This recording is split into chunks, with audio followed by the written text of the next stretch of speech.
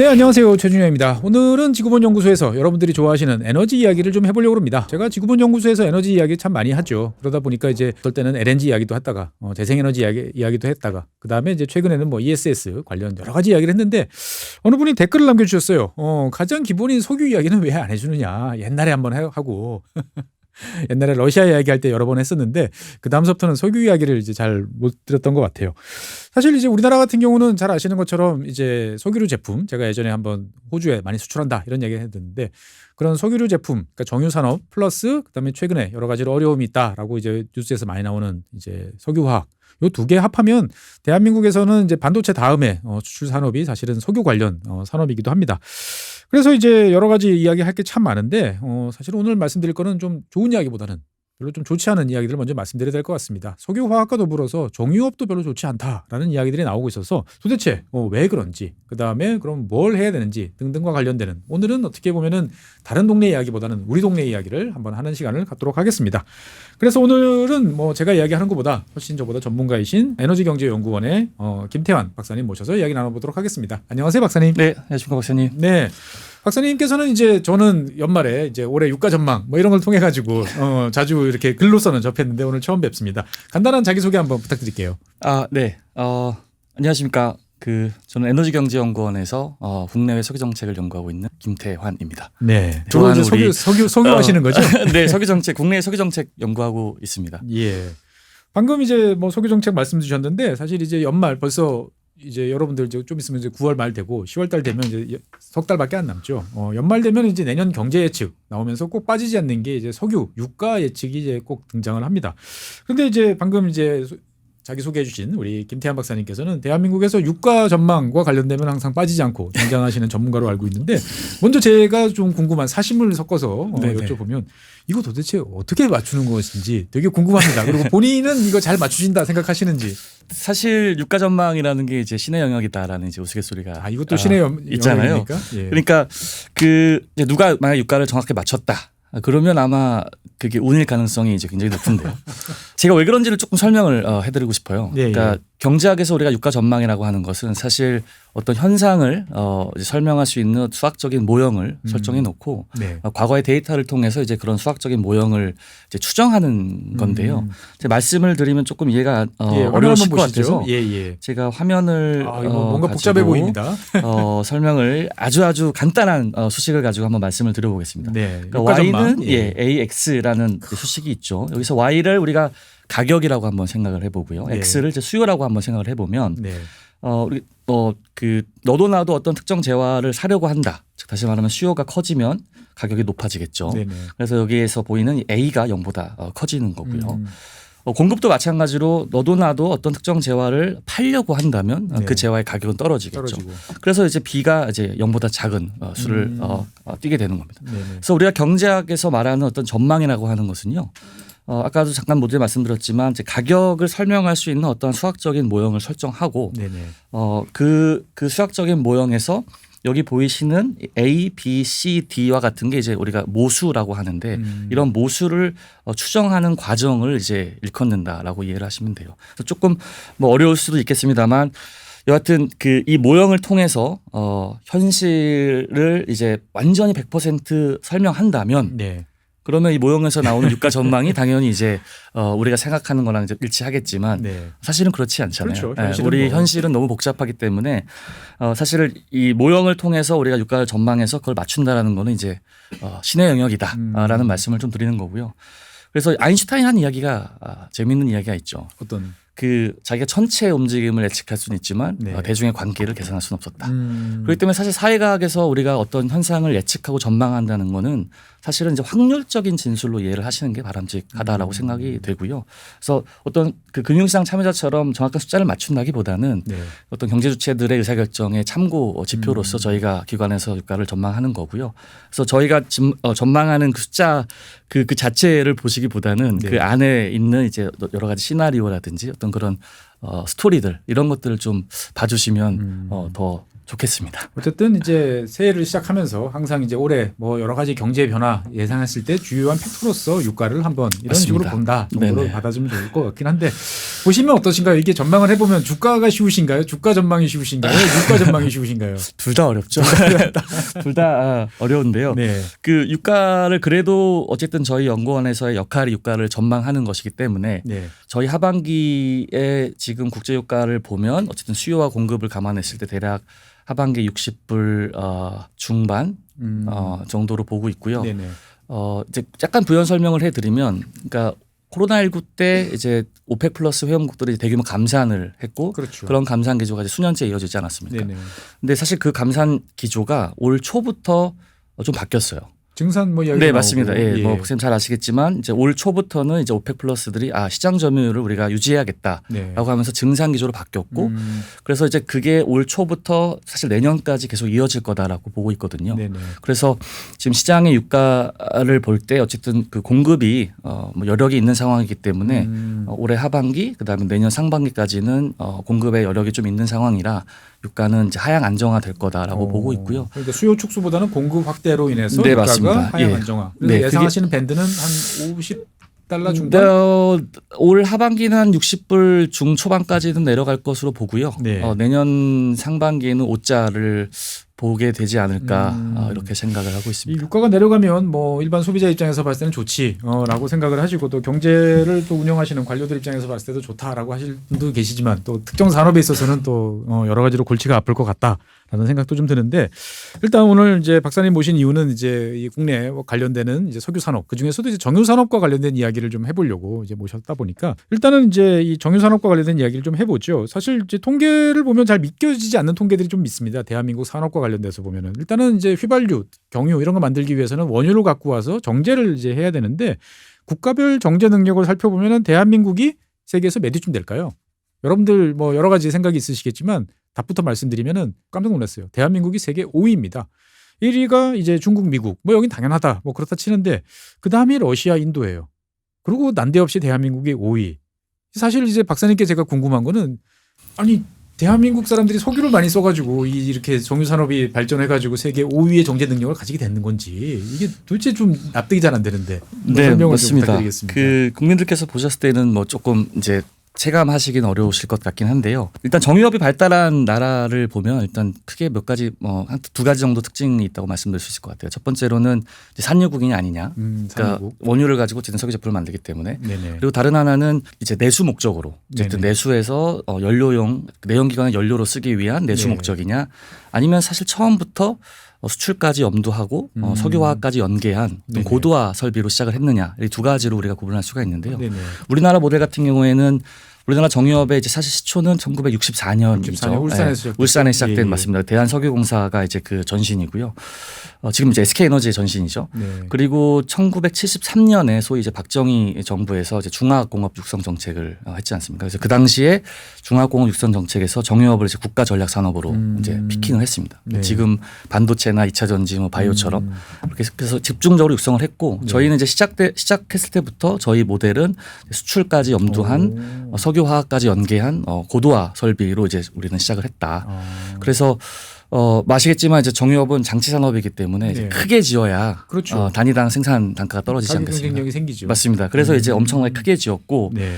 그게 이제 1980년대, 90년대 우리나라가 이제 고도 성장을 맞이하면서 예. 소위 이제 호황기를 맞이했죠. 음. 그리고 우리나라뿐만 아니라 성장을 하다 보면 이제 당연히 사람들의 소비도 늘어나고 사람들이 이제 이동도 하게 되면서 자연스럽게 석유 제품에 대한 수요가 늘어나는 것이거든요. 네네. 우리나라뿐만 아니라 이제 중국과 예. 그다음에 이제 인도도 고도 성장을 하면서 우리나라 정유 산업이 사실상 뭐 수출도 많이 하고 이제 국가 효자 산업으로 이제 성장을 했고요. 그 벌어들였던 이제 돈을 사실 상당 부분 이제 정유업을 확장하고 그다음에 네. 고도화 설비에 고도화하는. 재투자하면서 지금 세계 5위의 수준까지 이르렀습니다. 어떻게 보면은 이제 우리가 정유 산업 그러면 제조업인가 뭐 이런 생각도 들긴 합니다만, 대한민국 제조업의 성장 방정식을 제일 모범적으로 잘 했다. 네, 맞습니다. 이렇게 볼 수가 있겠군요. 네네. 어쨌든 이제 이 1위서부터 5위까지 쭉 보면은 이제 4위 국가가 이제 인도입니다. 그런데 사실 이제 인도 그러면 우리가 별로 뭐 산업적인 능력에 대해서 우리가 이렇게 높이 평가하는 경우는 별로 없는데, 사실 저는 지난번에 이제 우리가 그 호주에 대해서 이제 되게 많이 휘발유라든지 이런 거 수출한다라고 했는데, 인도가 꽤 강하게 이제 성장세를 보이더라고요. 그래서 인도가 이렇게 원래 정유 산업을 잘했나? 라는 생각이 드는데, 여기 대해서 한번 좀 설명 좀 해주세요. 인도도 이제 박사님 뭐 잘 아시겠지만 이제 1990년 초반부터 이제 경제 개혁을 이제 꾸준히 네. 했고 그러면서 이제 꾸준한 경제 성장을 했습니다. 그래서 아까 제가 모두에 말씀드렸지만 인도의 정제업은 사실 이제 워낙 인구 대국이다 보니까 이제 내수용으로 네네. 처음에 시작을 했다가 1999년도 잠나가르라고 하는 공장이 이제 그 인도의 정유업이 이제 터닝 포인트가 됐던 계기다라고 이제 주로 평가를 하는데 플랜트. 예, 맞습니다. 네네.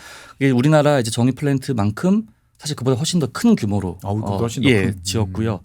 99년도에 그 잠나가르 프로젝트를 시작으로 해서 2000년 초반부터 2010년, 2020년 지금까지도 계속 공격적으로 사실은 정유업을 확장하고 있고요. 예. 원래는 이제 내수용으로 시작했다 우리나라처럼 이제 석유화학으로 이제 고도화 연계를 해서 이제 인도의 그 석유 제품이 이제 아시아 시장으로 네. 사실 쏟아져 나오고 있고 실제로 그 인도의 그 제일 많이 수출하는 품목이 혹시 박사님 뭔지 아시나요? 글쎄요, 인도에서 수출하는 게 뭘까요? 향신료? 뭐 이런 거 알것 인도가 같은데. 이제 뭐 IT 강국 뭐 네. 이렇게 얘기를 하는데 사실 압도적으로 석유 제품 수출량이 제일 많습니다. 인도 수출에서 석유 맞습니다. 제품이 예. 휘발유나 경유가 많다. 맞습니다. 예. 그래서 이제 인도에서도 전략적으로 이 산업을 이제 수출 산업으로 키우려고 뭐 우리한테는 조금 더 뭐 기쁜 소식은 아닌데 2028년, 2029년까지 네.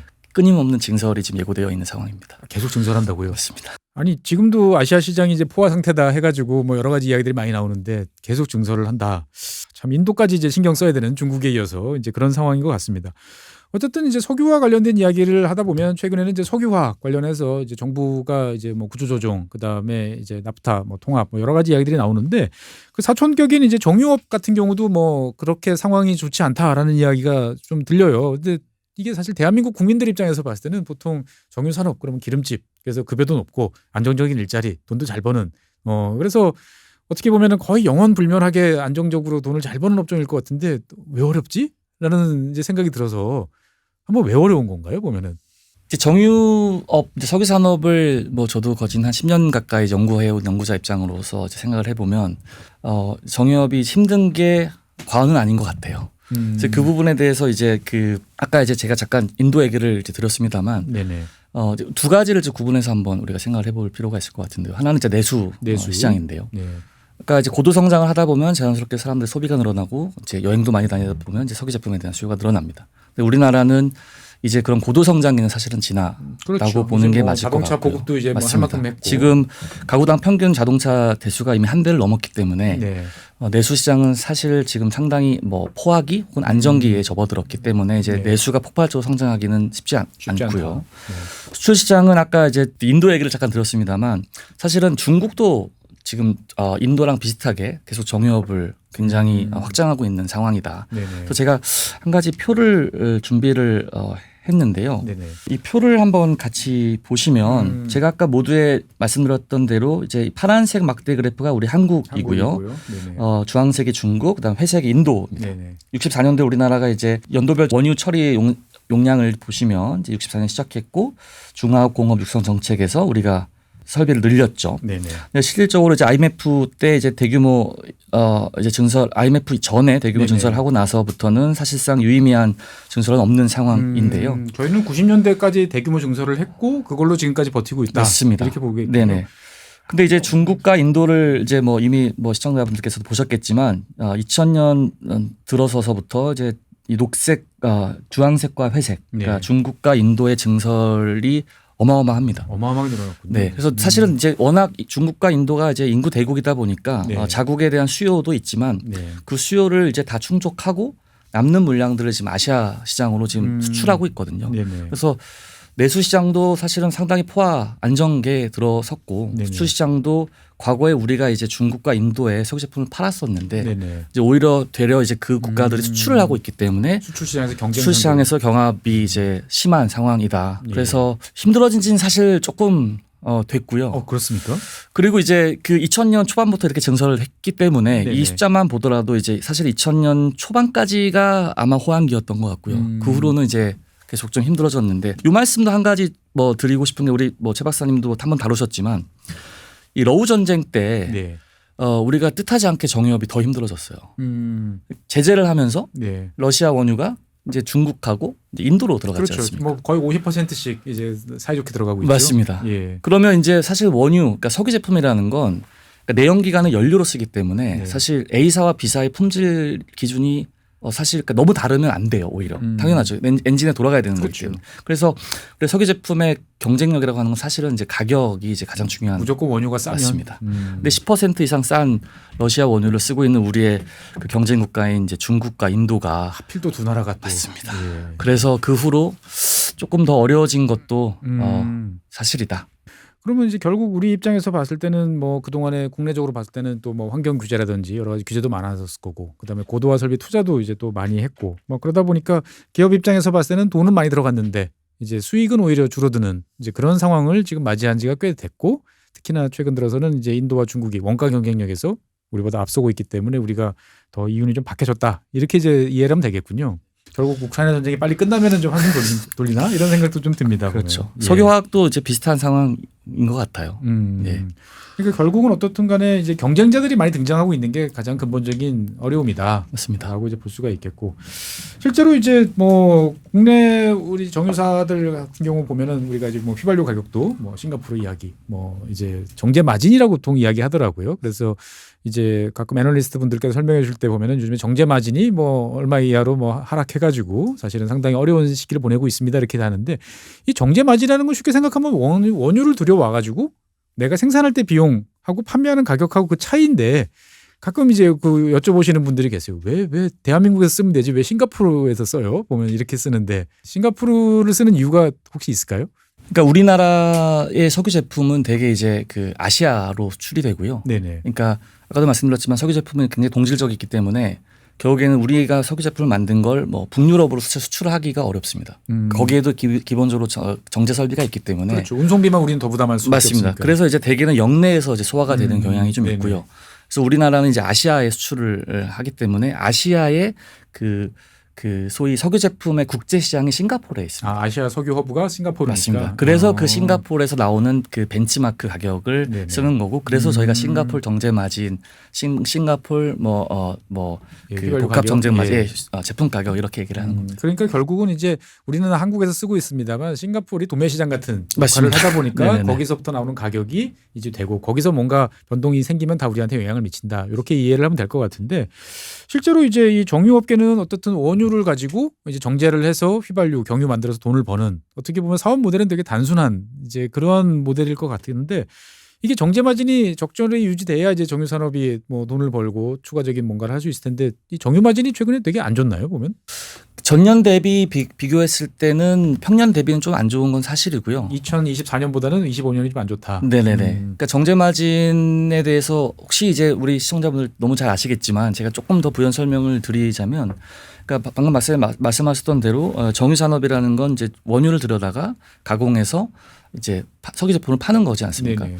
그러니까 우리가 기업의 어떤 비즈니스를 그러니까 간단하게 이제 가격, 판매량 P, 그다음에 죄송합니다. 가격 P, 그다음에 판매량 Q, 네. 그다음에 코스트 C 이렇게 네. PQC로 이야기를 하는데 석유 제품 같은 경우에는 Q가 사실은 굉장히 안정적이에요. 왜냐하면 우리가 한 달에 한 번 여행 갈 거 한 달에 10번씩 여행 가고 그러진 않지 그렇죠. 않습니까? 뭐 한 달 주유료는 저기 뭐야 회수는 비슷하니까. 맞습니다. 그래서 이제 P랑 C를 이제 우리가 이야기를 하는 거고요. 네네. 그래서 C가 어떻게 보면 이제 원유가 되겠죠. 네네. 원유를 사와야 사와다가 되는 이제 거고. 정제해서 이제 휘발유나 경유로 파는 거니까. 그래서 P하고 C의 이 차이를 이제 박사님 말씀하셨던 정제 마진이라고 이제 우리가 불리는 거고요. 네네.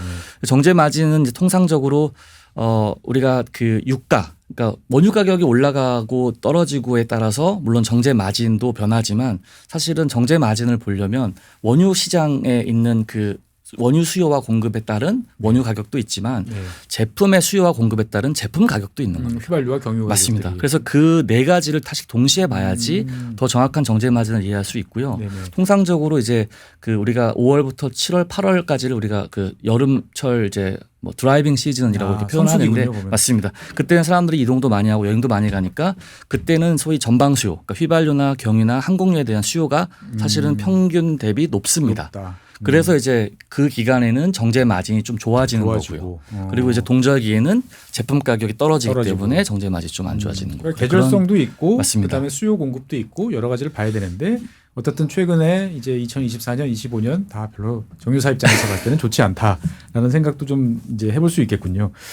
이게 사실 이제 궁금한 이제 되게 상식적인 질문인데 대한민국은 이 석유류 제품, 휘발유, 경유 이런 거 도대체 얼마나 쓰나 이거 사실 이제 궁금해질 때가 있어요. 통계를 찾아보면 되겠는데 네네. 찾아봐도 사실 이제 배럴 단위 그러면 다 실감이 잘 안 나가지고. 맞습니다. 예. 그게 저희가 작년에 이제 도입한 원유가 10억 배럴 10억 배럴 정도인데요. 상상이 잘 안 되시죠? 예. 저도 이제 눈으로는 잘 상상이 안 되는데요. 이거를 이제 우리가 일별 단위로 환산하면 하루에 한 263만 배럴 정도. 하루에 매일 예, 263만 배럴인데 제가 이제 그 부분을 설명을 이제 한 번씩 드릴 때 드는 비유가 이제 우리가 미국이나 어떤 그 중동에서 원유를 다 가지고 오잖아요. 예. 그러니까 멀리서 가지고 오니까 갑자기 큰 차에 한 번에 실어 가지고 오는 게 그렇죠. 쌀 거고 그래서 우리가 초대형 원유 운반선이라고 하는 예, 이제 VLCC라고 VLCC에 그러죠. 예. 이제 담아오잖아요. VLCC의 길이가 혹시 박사님 얼마나 되는지 아세요? 길이가 한 300m 정도 되나요? 맞습니다. 예. 예, 330m고요. 네. 축구장이 이제 100m 정도 되니까 예. 축구장을 3개를 붙인 건데 붙인. 그 배를 이렇게 세우면 네. 아파트로 대충 얼마나 몇 층이나 될 것 같으세요? 글쎄요. 지금 뭐 보통 한 층 뭐 1.5m, 1.8m 뭐 헷갈린다. 왜 워낙 빡식하셔서 15층 아파트가 보통 뭐 30m 좀 맞습니다. 넘는다고 보통 이야기를 그러니까 한 90층 정도 되거든요. 90층. 야. 그러니까 이 파크원 저희가 있는 파크원보다 사실은 높은 예. 길입니다. 그래서 그래서 거기에 원유를 가득 실어도 예. 200만 배럴이 200만 배럴 들어가니까 예. 우리가 매일매일 260만 배럴 정도를 갖고 온다고 하면 그거보다 더 많이 엄청난 양을 사실은 매일매일 가지고 와서 그걸 정제를 하고 있는 거고요. 세계 7위 우리가 석유 소비 세계 7위. 국입니다. 그래서 그 정제된 석유 제품의 100 중에 한 55는 저희가 쓰고 네. 한 45는 수출을 그러니까 하고 어떻게 있습니다. 보면 원료를 매일 그 많이 들여와 가지고 한 절반은 우리가 내수용으로 쓰고 절반은 석유 제품으로 만들어서 해외에 보내거나 아니면 뭐 저기 석유화학 이쪽으로 이제 돌려서 하는 것도 포함되는 건가요? 그러니까 석유화학에 쓰는 것도 이제 내수에 포함이 내수가 되고요. 포함돼서 네네네. 그렇군요. 보면은 결국은 이제 이 석유를 우리가 이제 그 정유 산업이라는 것은 기본적으로 이제 원유를 들여와서 휘발유, 이제 경유, 뭐 벙커시유 이렇게 옛날 그 고등학교 물리 시간에 이제 과학 중학교 때 이제 배웠던 이제 그런 걸 생각해 보면은 여러 가지 제품들이 나온다라는 건 금방 알겠는데. 요즘에 국제 시세를 제가 한번 찾아봤어요. 찾아봤더니 이제 당연히 휘발유라든지 뭐 경유 이런 것들은 원유 가격보다 당연히 이제 비싼데 네네. 벙커시유라든지 이런 거는 오히려 원유보다도 싼 경우들이 종종 있어요. 맞습니다. 그래서 궁금한 거는 야 그러면 차라리 그 원유보다도 더 싼 벙커시유를 들여와 가지고 이 휘발유 만들면 안 돼? 이런 생각도 드는데 이게 가능한 건가요? 그러면? 가능하죠. 실제로도 그렇게 일부는 하고 있고요. 이거 하고 있습니까? 네, 뭐 말씀을 하셨으니까 요 슬라이드를 잠깐 네. 보시면 이제 정유 산업이라는 게 결국에 이제 원유를 정제해서 석유 제품을 만드는 거거든요. 그렇죠. 근데 이걸 조금 더 일반화시켜서 말씀을 드리면 이제 그 탄화수소라는 물질입니다. 탄소와 수소로만 이제 이루어진 유기화합물을 우리가 물리적이나 화학적인 공정을 통해서 이제 분리 변환하는 게 이제 석유 정제업인데 네. 그렇기 때문에 이제 이론적으로는 아까 말씀드렸던 탄화수소, 네. 그러니까 안정적인 액체 상태 탄화수소인 물질은 모두 석유 제품을 만드는 데 쓸 수가 있습니다. 이론적으로는. 네, 이론적으로. 그런데 이제 우리가 자연에서 네. 그 원유만큼 비용 효과적으로 그 탄화수소를 얻기가 어렵기 때문에 사실은 이제 그런 후보군이 없는 건데 이제 방금 박사님 말씀하셨던 중유 네. 같은 게 이제 그런 후보군으로 이제 우리가 쓰고 있는데요. 그러니까 그 말씀하셨던 거를 이제 제가 다시 용어를 정리를 해보면 우리가 원유를 정제하면 이제 휘발유나 경유나 항공유처럼 네. 내연기관의 연료로 바로 쓸 수 있는 소위 고부가가치 제품이 있습니다. 고부가가치의 정의는 원유 가격보다 높은 마진을 보장하는. 네, 맞습니다. 예. 그거가 있고요. 근데 그 과정에서는 이제 뭐 황이라든지 네. 비철금속 같은 성분이 너무 많이 포함돼 있어서 원료 그 내연기관의 연료로 쓸 수 없는 것들이 있어요. 네. 그게 대표적으로 이제 뭐 방금 말씀하셨던 이제 중유 같은 거, 잔사유, 뭐 아스팔트 같은 게 되겠죠. 그래서 사실은 정유 산업의 어쨌든 핵심은 아까도 말씀드렸지만 원가 경쟁력. 그러니까 제품 간의 동질성 때문에 이제 사실은 그 경쟁력이 싸게 만드는 게 중요하기 때문에 그림에서 보시는 것처럼 그 연료로 쓸 수 있는 제품들 이외에 네. 부가가치가 낮은 제품들을 다시 한번 그 석유 제품을 만드는 어떤 과정에 다시 투입해가지고 네. 잔사유라든지 중유 같은 거를 다시 휘발유나 비싼 경유나 가격으로 팔 수 있는 비싼 가격에 파시는 제품으로 탈바꿈을 하고 있는 것이죠. 그게 이제 흔히 말하는 고도화 시설이라고 맞습니다. 말하는. 예, 그래서 그러한 고도화 시설이 결국에는 정유 산업의 핵심 경쟁력이고 원가를 이제 낮출 수 있는 가장 중요한 포인트고요. 네네. 뭐 우리나라 정유 산업이 이런 고도화 시설이 굉장히 세계적으로 잘 되어 있는 돼 있다. 편이어서 그나마 이제 많이 수출도 하고 국가 경제에 좀 기여할 수 있는 부분이 이러한 고도화 설비 때문이다라고 평가하는 게 뭐 그러니까 이제 뭐 맞습니다. 지상의 유전이다 뭐 이제 이런 이야기도 많이 쓰는데 이제 맞습니다. 그런 이유 때문에 그렇군요. 보면. 네네, 맞습니다. 그러려면 이제 사실 기업 입장에서 봤을 때는 투자도 상당히 많이 해야 될 것 같고 뭐 당연히 이제 조단위 투자들이 이제 이루어질 것 같긴 하다라는 생각이 드는데 이게 이제 원유를 아까 이제 매일 230만 배럴 막 이렇게 260만 배럴 네네네. 이렇게 들여온다 그러는데 원래 해외에서 물건 들여오면은 다 관세를 내는데 이런 우리 원유 같은 거 들어올 때도 다 이렇게 세금을 내나요? 그렇죠. 우리가 전량 필요한 원유를 다 수입하고 있기 때문에 네. 뭐 요새 이제 트럼프 행정부 때문에 워낙 관세는 이제 우리 시청자분들 잘 아시겠지만 예. 원유도 당연히 수입 품목이기 때문에 관세를 냅니다. 관세를 냅니까? 네. 근데 이제 물론 그 양국 간의 무역 협정 때문에 관세가 면제되는 그런 원유가 있죠. 대표적으로 미국산 원유는 이제 관세를 내지는 않습니다. 없고. 네, 맞습니다. 네. 뭔가 치사한데. 예. 사실은 이제 석유 뭐 우리가 휘발유 이야기하다 보면은 석유 제품은 다 세금 덩어리야 뭐 이런 이야기도 이제 많이 한단 말이죠. 보면은. 예. 그러다 보니까 이제 이거 세금을 좀 깎아주면 안 돼라고 생각하는 경우들도 많은데 어떻게 보면은 이 뭐라고 그래야 되나 뭐 개별 소비세라고 하죠. 휘발유 아직까지 붙고 있나요? 보면은. 네, 일단 아까 그 그러니까 그 원유를 일정 부분 대체할 수 있는 그 예. 물질인 이제 중유라고 표현되는 거에는 개별 소비세가 리터당 16원이 예. 붙고, 그러니까 정확히는 우리가 석유 제품을 두 가지로 구분할 수 있습니다. 하나는 연료로 쓰는 게 있고요. 다른 하나는 석유화학이나 석유 제품을 만드는 원료로 씁니다. 그래서 정확히는 원료용 중유에는 개별 소비세가 16원씩 붙고 있죠, 리터당. 그리고 아까 말씀드렸던 이제 관세. 네. 제가 슬라이드를 하나 사실은 준비를 했는데요. 예. 요 슬라이드네요. 예. 네, 세금이 많이 붙는다라고 이제 많은 우리 뭐 시청자분들이나 국민들께서 이제 아시는데요. 정리를 해보면 대략 이렇습니다. 그러니까 원유 관세 일단 수입을 해서 정제를 하니까 원유 수입 관세가 붙고요. 예. 그리고 석유 수입 부과금이라는 게 있습니다. 그러니까 석유의 그 가격과 수급 안정을 위해서 네. 우리가 이제 일정 부분 부과금을 이제 부과를 해서 이제 석유 수급과 가격 안정을 위한 목적으로 이 부과금을 따로 이렇게 떼어놓는 돈이 쓰고 있고요. 16원이 있다. 그리고 교통에너지환경세 역시 교통과 에너지와 환경의 특수한 목적에 맞게 이제 쓰기 위해서 우리가 목적세로서 교통에너지 환경세를 걷고 있고요. 휘발유는 대략 한 530원, 경유는 한 375원 정도. 지금 유류세 일부 한시적 유류세 인하를 지금 몇 년째 지금 하고 있죠. 네, 맞습니다. 그 한시적 유류세 인하 전 수치이고요. 네. 그리고 교통에너지 환경세의 15%가 이제 교육세에 들어가서 우리 교육 재정으로 쓰고 있고, 그다음에 교통에너지 환경세 26%가 주행세로 부과돼서 우리 지방 자치단체 재원으로 쓰고 있고요. 품질 검사 수수료가 있고, 그다음에 이제 모든 제품에 들어가는 이제 판매 대금의 10%가 부가세로 들어가고 있습니다. 결국 어떻게 보면은 이제 이 석유 제품에 붙는 이 석유 제품의 가격이라는 것은 이제 소비자 입장에서 봤을 때는 다 세금이다라는 맞습니다. 생각도 많이 들고 사실 이런 부분들을 다 이제 저희 소비자들이 이제 뭐 직간접적으로 부담을 하시는 거고요. 네. 뭐 OECD 평균 정도 수준이다라고 이해를 하시면 될 것 같고, 물론 이제 뭐 소비자들이 부담을 하시지만 이제 어쨌든 공급자가 일단 납부를 하기 때문에 뭐 이제 공급자들이 어쨌든 사업자들이 어쨌든 뭐 세금을 걷어들이는데 일정 부분 역할을 하고 있다, 뭐 이렇게 말씀드릴 수가 있겠죠. 사실 원체 물량이 많다 보니까 이 석유가 지금 이제 뭐 도입 금액의 3% 관세라고 그러지만 어마어마할 것 같아요, 보면은. 이렇게 많이 걷다 보니까 당연히 이제 조세 재정 수입에 기여하는 바가 결코 적진 않다. 뭐 이렇게 말씀드릴 수가 있겠고, 뭐 원유 관세를 예를 들면 그 제가 최근 통계는 그 확인을 못했습니다만 22년도에 관세청에서 발표한 자료를 보면 2022년 3년 비슷하겠죠, 뭐 지금이랑. 네, 그 관세액을 다 걷었을 때 원유가 차지하는 그 비중이 아마 제일 클 겁니다. 압도적으로 뛰네요. 21년도 통계이기 때문에 22년에 발표했지만 21년도 기준으로 원유가 14%고 소고기가 한 5.3% 정도 되고요. 그리고 아까 말씀드렸던 그 교통에너지 환경세. 우리가 국세가 뭐 소득세, 법인세, 무슨 부가세 이런 게 있고. 맞습니다. 3대 세수가 있죠.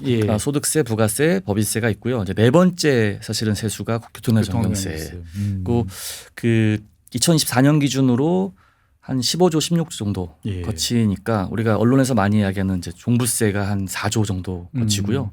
그다음에 관세가 한 7조 정도 거치니까 교통에너지 환경세가 뭐 적지는 않죠. 15조 정도 거친다고. 그러니까 어떻게 보면은 이제 국가 재정에도 이제 다들 소비자 그리고 이제 업기업 모두가 이제 그동안 잘 기여해왔고 그동안 이제 안정적인 모델로 이제 잘 운영이 돼 왔는데 요즘에 이제 아까 말씀드린 것처럼 이제 경쟁자 국제 시장에서 경쟁자가 많아지고 그 다음에 이제 여러 가지 대외 여건 때문에 이제 정유산업 이제 경영 환경이 많이 악화되고 있다라고 이제 이야기가 이제 되고 있단 말이죠. 근데 사실은 이제 뭐 고도화 설비라든지 이런 거 하면은 싼 가격으로 더 좋은 거를 뽑아내니까 가격 경쟁이 유리하다라고 하면은 기업 입장에서 봤을 땐 투자를 계속 할 수밖에 없을 것 같은데 상황이 안 좋아지면 뭔가 이제 정부한테 요청하는 사항들이 좀 있을 것 같아요. 보면은 어떤 사실 이 정유업계 입장에서 봤을 때 보면은 정부한테 요청하는 어떤 그런 사항들이 있을까요? 보면은 제가 봤을 때 가장 시급한 문제는 예. 정부의 어떤 재정 정책도 물론 중요하겠지만 우리 석유 산업에 대한 좀 열린 오픈 마인드가 오픈 마인드가 좀 필요할 것 같아요. 그러니까 이해는 됩니다. 그러니까 네. 우리 석유 산업 그리고 석유 가격 유가가 워낙 우리 국민 경제에 미치는 영향이 크기 때문에 사실은 뭐 가계로 따져보면 이제 가처분 소득에 직접적으로 영향을 미칠 거고 그리고 이제 산업 단위로 보면 이제 산업의 비용으로 작용을 하고 그다음에 국가 경제 단위로 봤을 때는 이제 물가에 영향을 많이 미치기 때문에 그리고 사실은 에너지 정책에도 영향을 많이 미칩니다. 환경 정책도 마찬가지고 왜냐하면 그 전력 요금이나 가스 요금이 네. 사실은 유가 베이스로 움직이니까 뭐 잘 아시겠지만 그래서 유가라는 거에 우리가 예민할 수밖에 없고요. 네네. 유가에 우리가 굉장히 예민하게 반응을 하는 건데 사실은 이제 좀 조심스럽긴 합니다만 이제 그 가격이라는 거는 사실 그 자체로는 악도 아니고 선도 아니거든요. 우리가 이제 가격을 정확하게 좀 이해하고 그거를 진단을 해야 사실은 그거에 대한 올바른 어떤 정책적인 판단이 이루어질 텐데 그런 부분들에 대해서 석유 산업에 대한 부정적인 인식 그리고 어떤 또 국민들께서 가지고 계신 뭐 일정 오해라고 하면 오해 뭐 그런 부분들이 전 더 좀 중요한 선결 과제가 아닌가. 그러니까 결국은 이제 석유류 제품이라고 하는 그 최종 결과물을 토대로 하는 어떻게 보면 너무 많은 짐이 지워져 있다 이렇게 볼 수도 있겠어요. 네, 그래서 유가가 올라갈 때 네. 그 뭐 저는 뭐 사업자는 당연히 아니고 이제 이쪽에 연구자로서 예, 예. 뭐 이렇게 보면 유가가 올라갈 때 욕을 많이 먹거든요. 실제로. 그러면 뭐 일정 부분 뭐 타당한 비판이나 어떤 뭐 그런 부분도 있지만 사실은 조금 뭐 사업자 입장에서 억울하신 부분도 좀 있는 것 같아요.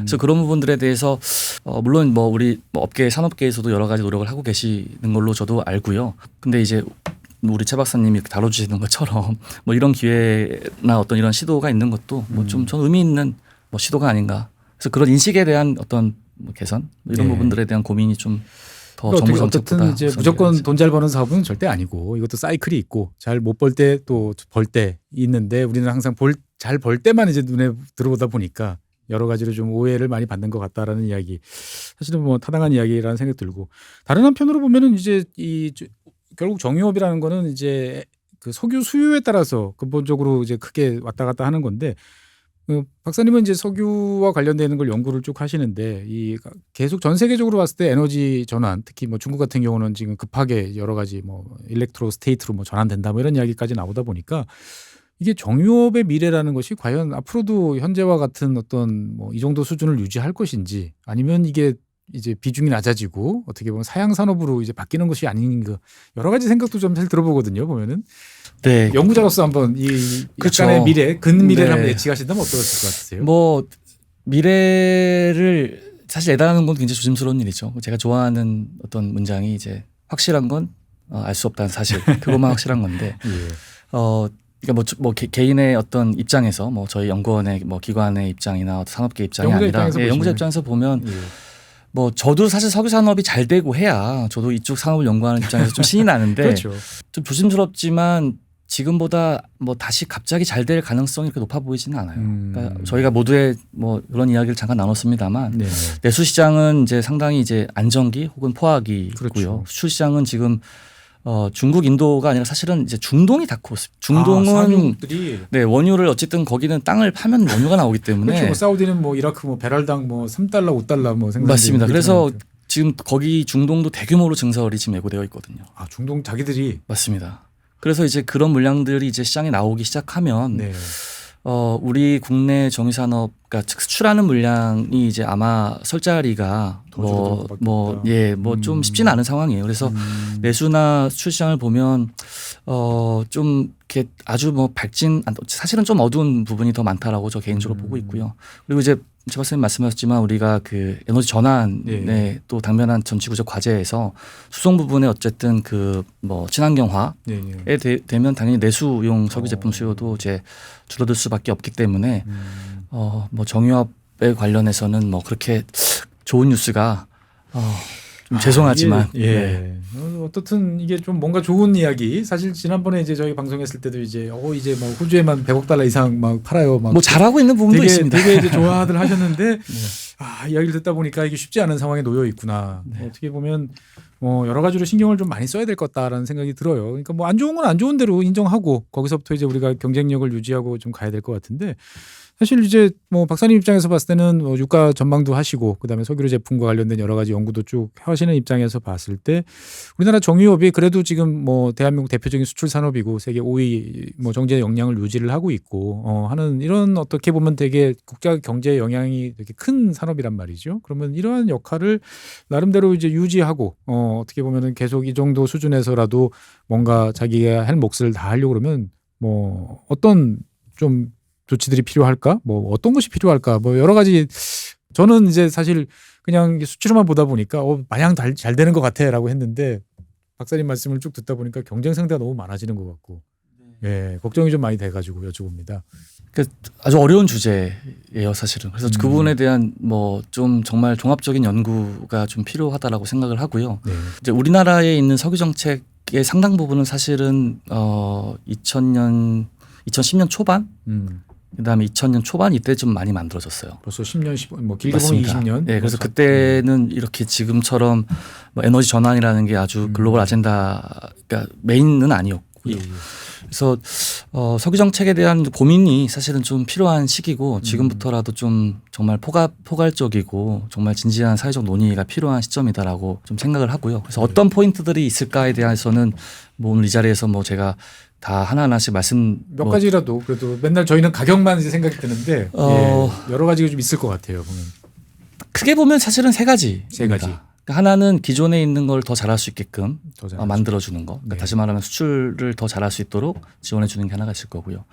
두 번째로는 이제 신사업을 또 해야겠죠. 새로운 산업. 네, 새로운 사업을 또 해야 될 것 같고요. 예. 그다음에 마지막은 이제 구조조정하는 것이죠. 그래서 큰 그 세 개의 시나리오 하에서 그 안에 각 A, B, C 안에 이제 수출을 더 장려하고 수출을 더 하기 위해서는 뭐 예컨대 어떠한 정책들이 필요할 거다라는 것들이 있을 거고요. 뭐 신사업을 하려면 지금에 있는 어떤 뭐 입법이나 이런 뭐 행정적인 부분들에 대해서 어떤 부분들을 우리가 더 손봐야 되는지. 그래서 그런 부분들에 대한 지금 그 고민들이 많이 있고요. 사실은 산업계가 우리 국회나 우리 행정부에도 많은 의견을 좀 뭐 주고 계시는 걸로 알고 우리 국회나 뭐 우리 정부에서도 많은 고민들을 하시고 그다음 많이 듣고 있습니다. 그래서 저는 저 연구자 입장에서 우리 정유산업이 국민경제에 더 기여하려면 어떻게 해야 되는지에 대한 건 뭐 저도 저 나름대로 또 연구를 많이 하고 있습니다. 그러니까 뭐 에너지 경제 연구는 계시니까 사실은 이제 그게 이제 주업이실 것 같긴 한데 네.